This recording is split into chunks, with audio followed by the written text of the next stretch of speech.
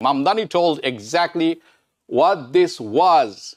He never said it was about electing more Democrats. He said it's about electing better ones. Hasan Ferdous, চলুন শুনবো আপনার কাছে এখন। 4 লক্ষ লোকের জায়গায় দেখতে পাচ্ছি আমরা ভোট কত লোক পড়েছে? 50,000 60,000 ভোট পড়েছে। দুই সকল পক্ষ নিয়ে দেখলে আমরা কি দেখি যে রাফলি 20% বা 15% লোকের ভোটে নির্বাচিত হয়েছেন কেউ একজন। 15% লোক, মাত্র 15% লোক ঠিক করে দিচ্ছেন কে হবেন আপনার আগামী কংগ্রেসের সদস্য। অনলি 15% মানুষ। ফলে এটাকে একটা ট্রেন্ড ভাবাটা খুব বোকামি হবে। নিউ ইয়র্কের ভোটাররা রেগে আছেন, they very angry, they very unhappy. আপনি ঠিকই বলেছেন, উইথ দি এস্টাবলিশমেন্ট। কারণ এই কংগ্রেস এবং এই রাজনৈতিক নেতৃত্ব, they could not deliver. Anybody, যেটি কয়েক বছর আগে অসম্ভব একটি ব্যাপার ছিল। আপনি ইসরায়েল বা এপ্যাকের বিরুদ্ধে কথা বলেছেন, you are already finish, you are done. But এই প্রতিদ্বন্দ্বীরাই এরাই যা দাঁড়িয়েছিলেন তারাই কিন্তু জয়ী হয়েছেন। সো এই যে ফলাফল ডেমোক্রেট পার্টির জন্য কি কোনো শিক্ষা হতে পারে বলে আপনি মনে করেন? মামদানির যে ফিনোমেনাটা, এটা একটা হিস্টোরিক মোমেন্ট আমেরিকান পলিটিক্যাল হিস্ট্রিতে, এবং সেটার একটা ট্রিমেন্ডাস ইম্প্যাক্ট ইয়াং জেনারেশনের উপর পড়েছে। There is a growing consensus coming from very different sides or spectrums, যারা মনে করে যে এই পলিটিক্যাল এস্টাবলিশমেন্ট তারা আসলে ফেইল করেছে to deliver on that proverbial American dream. সেটা ধারে কাছেও তো এখন নাই। এক বছর আগে যখন জোরান মামদানি নিউ ইয়র্ক সিটির মেয়র ইলেকশনে জয়ী হলেন, এবং তার পার্টির বসেরা অনেকেই এবং অনেক পণ্ডিত, যারা কেবল পণ্ডিত আছেন, সাংবাদিক আছেন, তারা বলেছেন, তারা হেসেছিলেন। তারা বলেছিলেন it's a fluke. They called it democratic socialism is a fluke. Tuesday night, Mamdani walked straight into the establishment own backyard, few blocks from Hakeem Jeffrey, few blocks from Chuck Schumer's office, right? And proved every single one of his people wrong, these people. Mamdani told exactly what this was. He never said it was about electing more Democrats. He said it's about electing better ones. Hasan Ferdous, চলুন শুনবো আপনার কাছে এখন। New York city is not America. ঘটনাটা ঘটেছে new York সিটিতে। New York সিটিতে, যে সিটির বৃহদাংশ হচ্ছে আমরা, বহিরাগত কালো মানুষ, এবং অধিকাংশই ডেমোক্রেটিক পার্টি সমর্থক। এই শহরের 70% রেজিস্টার্ড ভোটার হচ্ছে ডেমোক্র্যাট। ডেমোক্রেটদের মধ্যে থেকে এই 3 জন সদস্যকে আমরা আলাদা করে চিহ্নিত করছি, যাদেরকে মামদানি এন্ডোর্স করেছিলেন, তারা জিতেছেন। ইন্টারেস্টিং। আপনি দেখছেন কত ভোটে জিতেছে তারা, কত লোক ভোট দিয়েছে সেখানে। প্রাইমারি মানে প্রাইমারিতে কারা যায়, এটা কিন্তু প্রাইমারি, সাধারণ নির্বাচন নয়। প্রাইমারিতে আমরা দেখেছি রাফলি প্রতিটি কনস্টিটিউশন কিন্তু প্রায় 4 লক্ষ লোকের, অন অ্যান অ্যাভারেজ 4 লক্ষ লোকের এক একটা কনস্টিটিউশন, এক একটা ভোটিং ডিস্ট্রিক্ট। 4 লক্ষ লোকের জায়গায় দেখতে পাচ্ছি আমরা ভোট কত লোক পড়েছে? 50,000 60,000 ভোট পড়েছে। সকল পক্ষ নিয়ে দেখলে আমরা কি দেখি যে রাফলি 20% বা 15% লোকের ভোটে নির্বাচিত হয়েছেন কেউ একজন। 15% লোক, মাত্র 15% লোক ঠিক করে দিচ্ছেন কে হবেন আপনার আগামী কংগ্রেসের সদস্য। অনলি 15% মানুষ। ফলে এটাকে একটা ট্রেন্ড ভাবাটা খুব বোকামি হবে। এটা 1 নম্বর। 2 নম্বর, আসলে কি ঘটেছে একটু বুঝিয়ে বলি, সংক্ষেপে বলি আমি। 3টে ঘটনা, বড় ঘটনা ঘটেছে।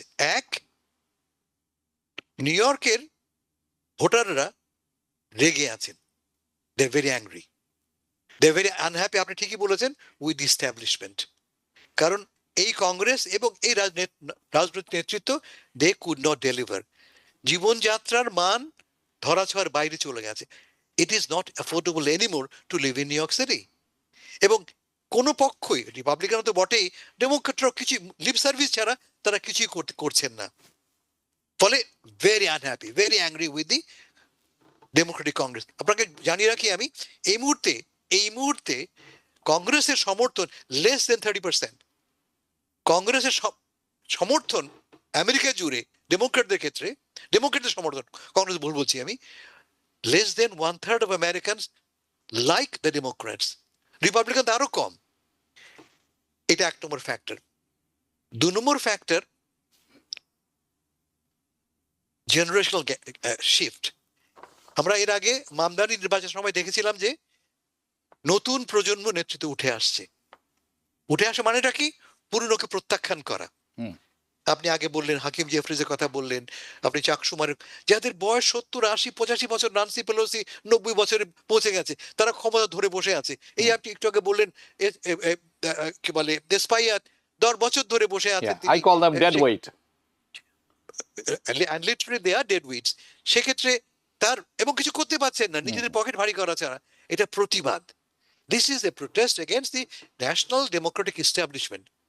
আর থার্ড ভেরি ইম্পর্টেন্ট ফ্যাক্টর, যেটা অন্য কোন শহরে অথবা এত স্ট্রংলি হবে না unless you are in San Francisco or maybe in Seattle, তা হচ্ছে গাজা।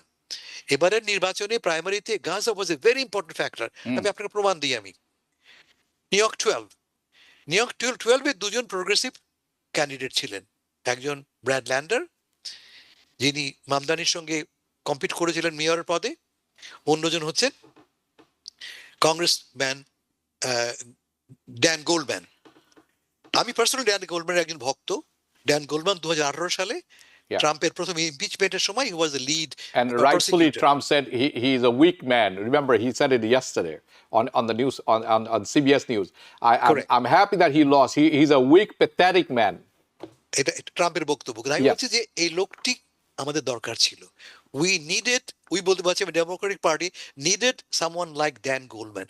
বাট তফাৎটা কোথায়? দুজনেই কিন্তু ড্যান গোল্ডম্যান এবং ব্র্যাড দুজনই প্রোগ্রেসিভ, কিন্তু sufficiently except on one is to, Gaza. And new York city এই যে নির্বাচন হলো, জোরান মামদানির বিজয়কে শুধু একটি রাজনৈতিক স্থানীয় রাজনৈতিক ঘটনা হিসাবে দেখা উচিত কি উচিত নয়, সেটাই এখন প্রশ্ন। আমরা বিতর্ক করছি হাসান ফেরদৌসের কাছে, আমরা শুনলাম ন্যাশনাল পর্যায়ে এবং লোকাল পর্যায়ে। না, এটি আমেরিকার জাতীয় রাজনীতি থেকে নতুন প্রজন্মের উত্থানের একটি বার্তা দিচ্ছে। কারণ আমরা যা দেখলাম, এনিবাডি, যেটি কয়েক বছর আগে অসম্ভব একটি ব্যাপার ছিল, আপনি ইসরায়েল বা AIPAC-এর বিরুদ্ধে কথা বলেছেন, you are already finish, you are done. But এই প্রতিদ্বন্দ্বীরাই এরাই যা দাঁড়িয়েছিলেন তারাই কিন্তু জয়ী হয়েছেন। সো এই যে ফলাফল ডেমোক্রেট পার্টির জন্য কি কোনো শিক্ষা হতে পারে বলে আপনি মনে করেন? জি, ধন্যবাদ। আমি আসলে মনে করি যে এটা ডেফিনেটলি একটা প্যারাডাইম শিফট, এবং সেটা আমি একটা পডকাস্ট শুনছিলাম, ব্রেকিং পয়েন্টস।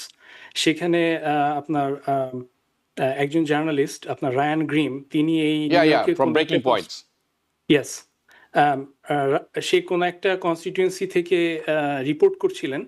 তো তিনি বলছিলেন, আপনি নতুন প্রজন্মের কথা যেহেতু বললেন, ব্রেকিং পয়েন্টস তো অনেক জনপ্রিয় নতুন প্রজন্মের ছেলেপেলেদের কাছে। তো একজনের কথা বলছিলেন যে একটা মেয়ে বলেছে যে সে এই নির্বাচন নিয়ে মোটেই ইন্টারেস্টেড ছিল না আনটিল সে শুনেছে যে মামদানি কাউকে এন্ডোর্স করেছে।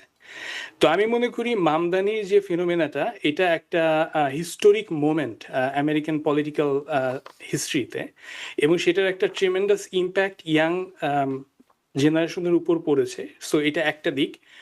আরেকটা দিক, আপনি যেটা ব্রডার সেন্সে বললেন আমেরিকান ন্যাশনাল পলিটিক্যাল স্ফিয়ারে আমি কোনো ট্রেন্ড দেখি কিনা, আমি দেখি। আসলে আমি যদি টোটাল অপোজিট স্পেকট্রাম থেকে আসি, আপনি এতক্ষণ তো আমরা কথা বললাম লেফট লিনিং প্রোগ্রেসিভ ডেমোক্রেটিক সোশ্যালিস্টদেরকে নিয়ে, আমি যদি এক্স্যাক্টলি অপোজিট ক্যাম্প থেকে আসি, আমি রিসেন্টলি দেখলাম একটা টিভি ইন্টারভিউতে টাকার কার্লসন বললেন যে he is done with Republican party. This is monumental, this is unthinkable, তাই না? যে মানে একসময় রিপাবলিকান পার্টির পোস্টার বয় ছিলেন, ফক্স নিউজের পোস্টার বয় ছিলেন তিনি, রাইট? সো তিনি যখন বলছেন যে রিপাবলিকান পার্টির সাথে হি ইজ ডান উইথ, এবং সেটার জন্য কারণ হিসেবে তিনি দেখাচ্ছেন যে আমেরিকা লাস্ট, আমেরিকা ফার্স্ট বলা লোকেরা আমেরিকা লাস্ট পলিসি নিয়েছে। সো আমি মনে করি there is a growing consensus coming from very different sides or spectrums, যারা মনে করে যে এই পলিটিক্যাল এস্টাবলিশমেন্ট তারা আসলে ফেইল করেছে to deliver on that proverbial American dream, সেটা ধারে কাছেও তো এখন নাই। যেটা আমার থার্ড পয়েন্ট, যে বেসিক্যালি আমাদের যে ইকোনমিক সিচুয়েশনটা, আমি যখন ক্লাসে পড়াই, আমি আমার স্টুডেন্টদেরকে সুযোগ পেলেই এই প্রশ্নটা জিজ্ঞেস করি যে তোমাদের কি মনে হয় যে তোমাদের জেনারেশন হাউজিং এর ব্যাপারে কি মনে করো? তোমরা আসলে কবে নাগাদ বাড়ি কিনতে পারবা? Yeah. তো তাদের মধ্যে যে হতাশাটা আমি দেখি, যেটা আবার relates to your another topic আজকের প্রোগ্রামে। সো সেই জায়গা থেকে তারা আমেরিকান ড্রিমের যে কথা শুনে এসেছে তার গ্র্যান্ড প্যারেন্টসদের জীবদ্দশায় অথবা তাদের প্যারেন্টসদের জীবদ্দশায়, সেই জায়গা থেকে একরকম সেন্স অফ প্রোফাউন্ড বিট্রেয়াল কাজ করে তাদের। এবং সেটাই কিন্তু কারণ যে তারা এই পলিটিক্যাল এস্টাবলিশমেন্টকে আসলে বিশ্বাস করতে পারছে না। সো আমি মনে করি যে এই অবস্থাটা খুব দ্রুতই একটা মেটামরফোসিসের মধ্য দিয়ে যাবে। এই পলিটিক্যাল সিস্টেমটা নতুন কোনো একটা শেপে বা সেভারাল ফর্মে হয়তো রূপ নিবে।